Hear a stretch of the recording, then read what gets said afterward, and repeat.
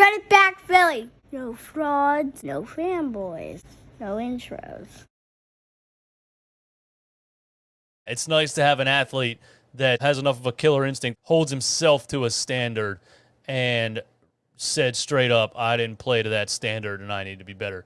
And is taking the steps to get back to that, and he's so confident in those steps that he's confident enough to say it out loud. I will be at that elite level.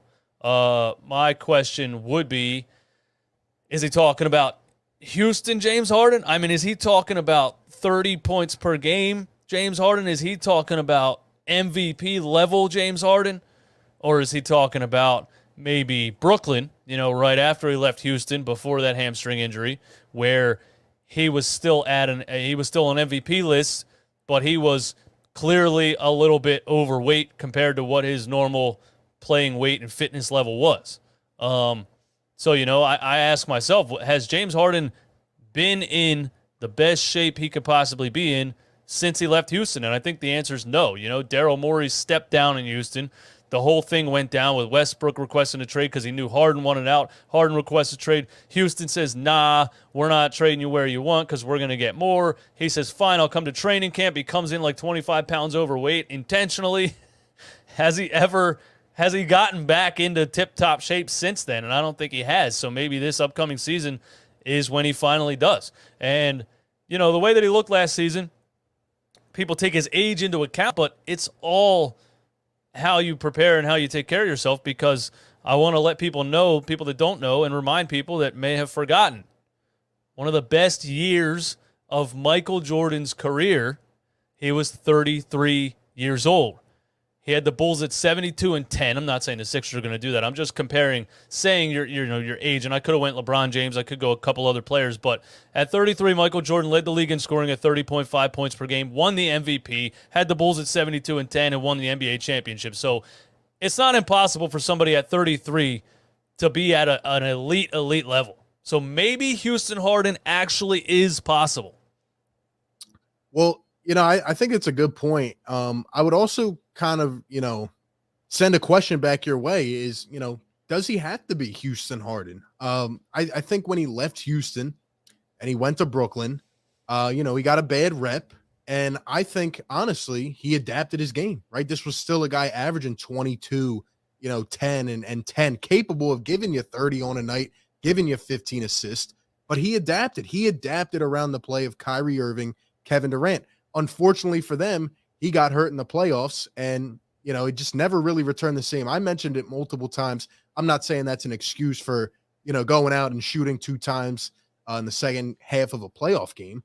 But, the hamstring was obviously bothering him. I don't think he was 100% consistent, and that's completely, back to what you said about taking care of yourself. But I got to be honest, I don't think he needs to be Houston Harden. I think the emergence of Tyrese Maxey can take some of that weight off the shoulder. And if Harden can be that guy to give us 22, 10, and 8, that's perfectly fine for me. It's really about reading the room, right? Picking your spots, attacking when you need to. And if he can start to, especially shoot off the catch and shoot, get that dynamic 2-guard game going, him and Maxey, maybe Maxey can play off the ball sometimes. Harden, you can start to do a lot of different things, especially in the pick and roll game. I think Harden just needs to pick his spots. And when he does, he needs to attack. I don't know if he needs to be Houston Harden, but I think he can be. When he talks about elite, I think he means in tip-top physical shape. I think he means feeling like the James Harden from Houston. To get to win an NBA championship, to beat the best of the best teams, we saw them fail against the Miami Heat, who even with Embiid's broken face, they should have beat. So when you really look at like teams with like top 2 or 3 perimeter defense, Boston Celtics, Golden State Warriors, I don't know if they're top 2 or 3 at this point, but they always play really good perimeter defense and team defense.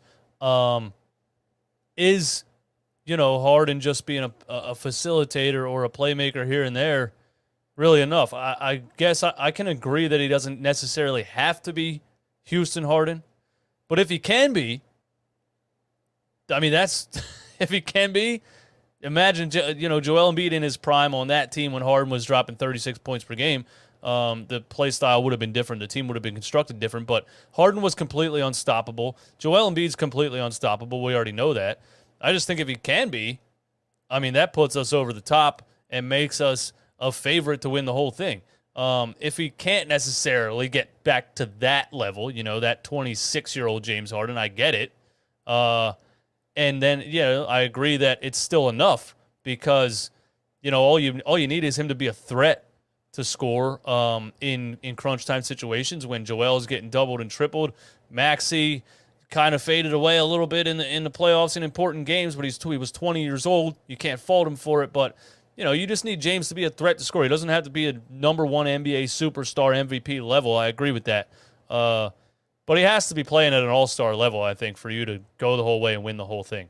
And, I want Maxey to take another leap forward this year, and I think he will, but I don't want to have to rely on that being a thing. I don't want to have to, if Maxey's even better, then I think James Harden should be able to get to a point where he's so good that Maxey doesn't have that pressure on him to be this big-time performer in year 3 and can just take steps forward. And, maybe the defense slacks off Maxey a little bit more because Harden, it becomes more unstoppable than he was last season. Yeah, I agree. And also, in addition to that, another way that James Harden looks better is, obviously he's a good facilitator, but he needs the guys on the other end to knock down the shots, right? That's why you go get a guy like a PJ Tucker who has that familiarity with James Harden, will be able to bring some of that toughness to this team. I just think making the supporting cast better around James Harden, I think him getting healthier, having a full off season, and really just having that motivation. And I go back to the contract. I know we've kind of overblown it at this point, but let's think about this, right? James Harden, take away the figures and all that. He wants to earn another contract, right? That's the goal, right? He's probably going to opt out next year and try to get more money in the long term to extend his career, to get paid longer. So what does that mean? That means he's going to be amped up to have the best year of his career, to push this team over the top. And to go back what you said, right? Look at the last 2 years. We have been on the verge of going to the Eastern Conference Finals. I know, interesting circumstances, but to have a guy that, really just folded it in a big moment, and then to have our best player essentially hurt in 4 different areas, and we're almost there. So like you said, if we even get any type of better Harden this year, plus the renovations that we've made on this team, I think we can make a big jump, man. And a healthy Joel Embiid, yeah. I think a healthy Joel Embiid with another all-star level player and a third option like Maxey and a solid bench can beat any team in a 7-game series. I've said it a million times. It's all about Joel Embiid being healthy. Again, it's Tom Brady on the Patriots for me. If he's injured, you're done. So, if you get a healthy Embiid and Harden, looks at an all-star level, and Maxey takes another step forward, and the bench, the DeAnthony Melton signing, the PJ Tucker signing, the Daniel House, and some of the other guys, I just think this team is the best it can be right now. And I think Daryl Morey did a damn good job in basically one offseason because his plans got derailed by Ben Simmons last season, and he had to kind of get rid of that problem and figure that out on the fly and then try to build this whole thing this offseason. So, yeah, I just think it puts us in the conversation to win the whole thing. And I admire that James Harden is putting the pressure on himself by saying these things out loud because, there was players in this city that couldn't handle the pressure of playing in this city. Like, people need to realize also he's playing in Philadelphia. That's way different than playing in Houston, in Brooklyn, in a lot of other cities. He's playing in a city, and he knows he's playing in a city where every single fan watches every single second, or a lot more fans, a larger percentage of the fans watch every single second of every game. From they're there before the game starts. They don't show up halfway through the second quarter. They know what's going on. There's a lot more pressure in Philly, and after last season's performance, there's even more pressure. I mean, they were booing him in some of those playoff games. Yeah. If he comes out and doesn't look better, he knows it. You're going to get eaten alive by this crowd. It's a reason the biggest fraud of all time never even came back, decided I'd rather never go back than to face those fans. So James knows he's in a city where the pressure is probably the highest And he's putting the pressure on himself, and he's confident that he can get there, or else he wouldn't be saying this out loud and in the public. So I have no reason to think that he can't do it because he believes he can do it. He's done it before, and I just hope he can get there. Run it back, Philly. No frauds, no fanboys, no intros.